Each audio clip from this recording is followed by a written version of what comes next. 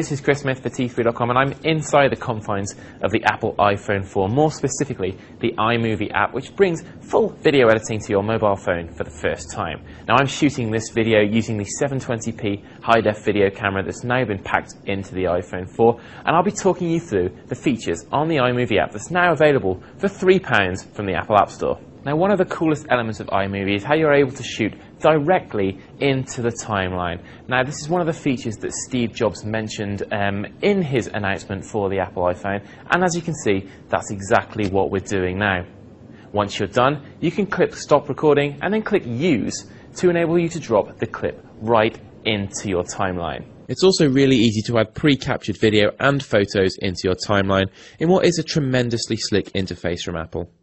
So now we've got some footage recorded onto the timeline. It's really easy to trim it back to the perfect length. As I started presenting before, there were a couple of seconds before I started talking, so we want to whip those off. So as you can see now, we've got this yellow outline to the clip and this icon at the top, which enables us to drag the clip in to the optimum length. So if you can see now, I just drag that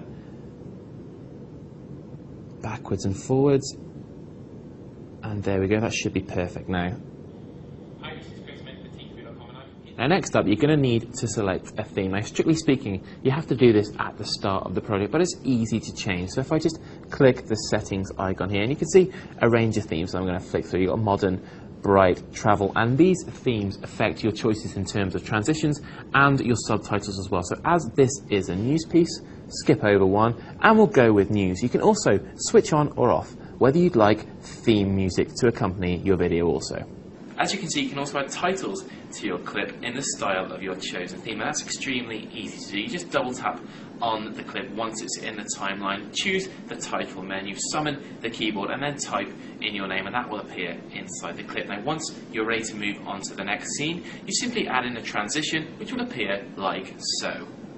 And hey presto, we're outside now, we're at a damp site noisy. Now, as we mentioned with titles, there's different transitions for the different themes that you choose. If you don't like any of those, you can just use a simple cross dissolve.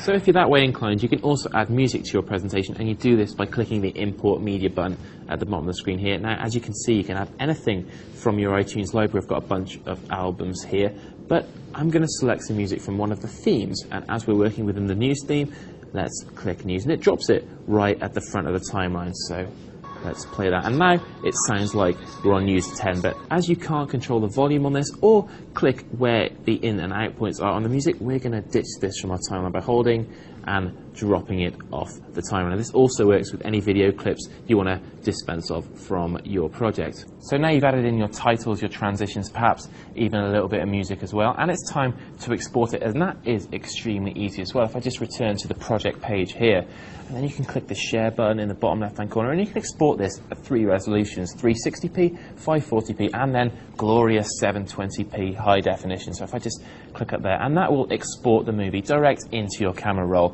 Now, once you're there, you can send that to YouTube or share it by email or anywhere else like that. So there it is. Video editing on your iPhone for just £3. Now, this isn't without its problems. We had to be very careful in how we held the device. Sometimes we were covering the microphone, and we would like to see a few more features, a few more video effects, the ability to control the music a little more as well. But one thing we've learned from playing with Apple gadgets is there's always version 2 to look